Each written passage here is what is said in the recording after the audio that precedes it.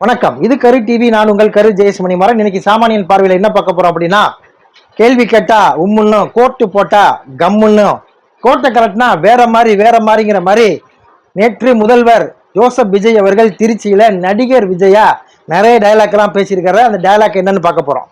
6 மாசம் சொல்லிட்டு 6 நாள்ல அவங்களால தாங்க முடியல அப்படின்றாரு. 6 நாள்ல நசன்னு கேள்வி கேட்கறதுக்கு தான் சார் எதிர்கட்சி வந்திருக்கிறாங்க. அந்த நசப்பெல்லாம் நீங்க காதல வாங்காம நீங்க என்ன திட்டங்கள் சொன்னீங்களோ அந்த திட்டங்களை செயல்படுத்துறதுக்காக தான் உங்களை ஆளுங்கட்சியா உட்காரச்சிருக்காங்க மக்கள். அன்னைக்கு அவரு முதல்வரா இருந்தாரு, நீங்க வீரவசனம் பேசுனீங்க, கத்துனீங்க, கதறினீங்க.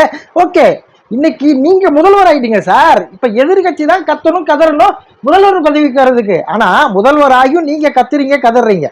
எதிர்கட்சி கேள்வியே கேட்காம நீங்க ஆளுங்கட்சி நீங்க அமைதியா அப்படியே ஆட்சி நடத்திட்டு போறதுக்காக எதுக்கு சார் எதிர்கட்சிக்கு ஒரு சீட்டு கொடுக்கணும்? 6 நாள்லயே எதிர்கட்சிகள் உங்களை நசன்னு கேள்வி கேட்கல, மக்கள் கேள்வி கேட்கிறாங்க. ஏன் மக்கள் கேள்வி கேட்கிறாங்கன்னா, மக்கள் உங்களை நம்பி ஓட்டு போட்டிருக்காங்க.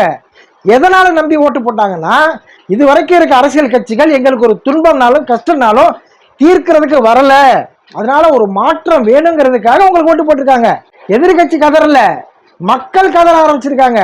11வது வகுப்பு படிக்கிற மாணவன் பீச்சில் குளிக்க போயிருக்கான். குளிக்க போனோன்னு அவன் அடிச்சுட்டு போனோன்னு அதிகாரிகள் மேம்போக்கா தேர்னாங்க அப்படின்னு ஒரு நாள் முழுக்க அந்த அம்மா காத்திருந்து அடுத்த நாள் விஜயநாட சொல்லுங்க அவர் நடவடிக்கை எடுப்பாருன்னு அந்த அம்மா கத்தி கதறினதை பார்க்கும்போது நமக்கு என்ன தோணுச்சு? அந்த அம்மா விஜய் உங்களுக்கு ஓட்டு போட்டதுனாலதான் உரிமையா விஜயநாட்ட சொல்லுங்க, அவர் ஆக்ஷன் எடுப்பாருன்னு சொல்றாங்க. 21 வயதிற்கு மேலதான் மது கொடுக்கணும்னு நீங்க டாஸ்மாக்குக்கெல்லாம் ஒரு ஆர்டர் போட்டிருக்கீங்க. அது டாஸ்மாக்கு மட்டுமா அல்லது பிரைவேட் பாருக்குமா? பிரைவேட்டுங்கும் போது 19 வயசு 17 வயசு 21 ஆயிடுமா? 21 தான், 19 தான். ஒரு 17 வயது மாணவி கோயம்பேட்டுக்கு அருகில் உள்ள ஒரு தனியார் அந்த பார்ல போய் மது அருந்திட்டு அங்க ஒரு கலாட்டா நடக்கிறதுல அந்த பொண்ணை காரை வச்சு அடிச்சு தூக்கி கொலை பண்ணிடுறான் ஒருத்தன். அண்ணன் விஜய் அவர்களே வாங்க, உங்களுக்கு தான் என் பொண்ணு ஓட்டு போட சொல்லிச்சு, அதனால உங்களுக்கு தான் ஓட்டு போட்டேன், வாங்க இந்த அநியாயத்தை தட்டி கேளுங்கன்னு அந்த அம்மா கத்துறாங்க கதறாங்க, உங்களை ரோட்டுக்கு கூப்பிடுறாங்க. சார், கோவையில ஒரு விஷயம் நடந்தது, அங்க கூட அம்மா சொல்லுது, நாங்க எங்க பசங்க சொல்லுச்சுன்னு ஓட்டு போட்டோம் விஜய்க்கு, அதனால விஜய் அவர்கள் வரணும்னு அந்த அம்மா கேட்கிறாங்க.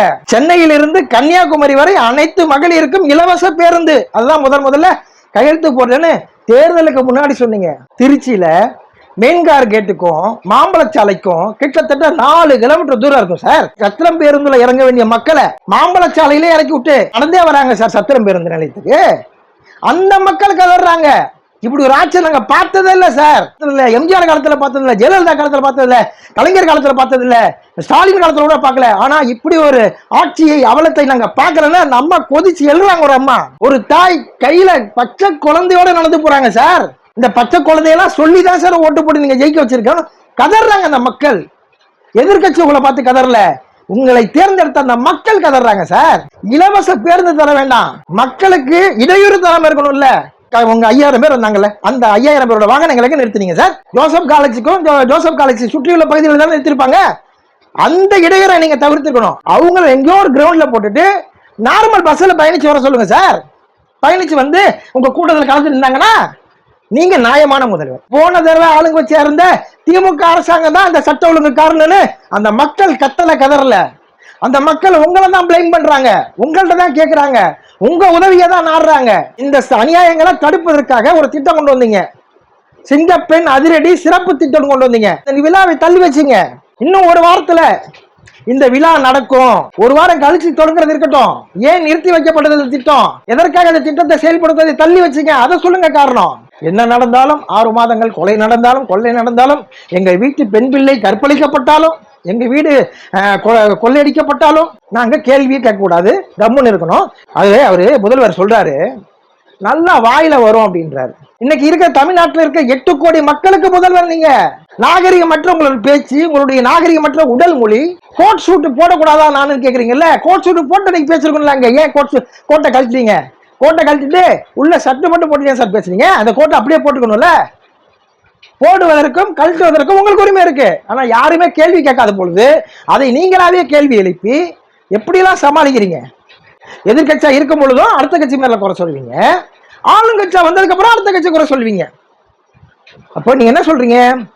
10 லட்சம் கோடி கடன் சுமையை என் தலையில சுமத்தி வச்சுட்டு போயிட்டாங்க அப்படி இருக்கும் பொழுது நான் மெதுவா தான் இந்த விஷயத்தை செய்யணும்ன்றீங்க சார்.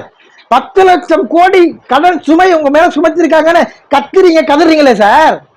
உண்மையிலுமே இந்த கடன் சுமை உங்களை பாதிச்சு இருந்துச்சுன்னா டெல்லிக்கு போனீங்கல்ல, தனி பிளைட் எடுத்துட்டு போயிருக்கீங்க சார். பிளைட்டோட வாடகையே கோடி கணக்குலன்றாங்க. பிளைட்டை பார்க் பண்ற சார்ஜில் 2 லட்சம்ன்றாங்க, ஒரு மணி நேரத்துக்கு 2 லட்சம்ன்றாங்க. கோடி கணக்கில் செலவாகுது சார். இதெல்லாம் எங்க போய் சேர்ப்பீங்க சார்? இதெல்லாம் கஜானால வராதா சார்?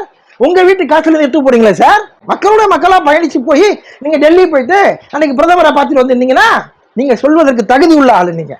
நீங்க கஜானா பத்தி கவலை கிடையாது, உங்களை நியாயப்படுத்துவதுதான் இங்க பிரச்சனை. உங்களுக்கு பனையூர்ல இருந்து நீங்க தலைமைச் செயலகத்துக்கு வர்றதுக்கு பாதுகாப்பு வாகனங்கள் ஒரு 50-60 வருதுன்றாங்க. அந்த பாதுகாப்புல கம்மி பண்ணுங்க. உங்களால் கவர்மெண்ட்டுக்கு வர விரயத்தை நீங்க தவிர்த்துட்டு நீங்க போன ஆட்சி மேல குறை சொன்னீங்கன்னா நாங்க ஏத்துக்க தயாரா இருக்கிறோம் சார். நான் எனக்கும் நல்ல வாயில வரும். ஆனா ஏன் தவிர்க்கிறேன்னா, நீங்கள் ஒரு முதல்வர், உங்கள் முதல்வருக்கான ஒரு மதிப்பை நான் தர வேண்டும். மாண்புமிகு தமிழக முதல்வர் ஜோசப் விஜய் அவர்கள் அப்படிதான் நான் பேசுறோம், அப்படிதான் நான் பேசுவேன். ஏன்னா அந்த முதல்வர் பதவிக்கு ஒரு தகுதி இருக்கு. உங்கள்கிட்ட இப்ப 35 அமைச்சர்கள் இருக்காங்க. இந்த 35 அமைச்சர்களுக்கு முன்னோடியா ஒரு அமைச்சர், அவர் தான் முதல் அமைச்சர். அப்ப எங்களுடைய முன்னோடி நீங்கள், எங்களோட முன்னோடியான நீங்கள் உங்களுடைய வார்த்தைகளை கவனமாக பயன்படுத்த வேண்டும். அல்லா வாயில வருங்கிற வார்த்தையை நீங்க ஸ்டேஜில் பயன்படுத்தக்கூடாது. எங்களுடைய முன்னோடி நீங்கள் உங்களுடைய உடல் மொழியை கரெக்டாக பயன்படுத்த வேண்டும். உங்களுடைய வார்த்தையும் உங்களுடைய உடல் மொழியும் பின்பற்றுவது எங்களுடைய கடமையாக இருப்பதாக நான் உணர்கிறேன். ஒரு வாக்காளனாக, ஒரு மனிதனாக, ஒரு மக்களாக. முதல்வர் பதவியோட பொறுப்பை உணர்ந்து வார்த்தைகளை கவனமாக உபயோகிங்கள் சார். நசன்னு வாயில நல்லா வரும், இதெல்லாம் பேச்சே கிடையாது சார்.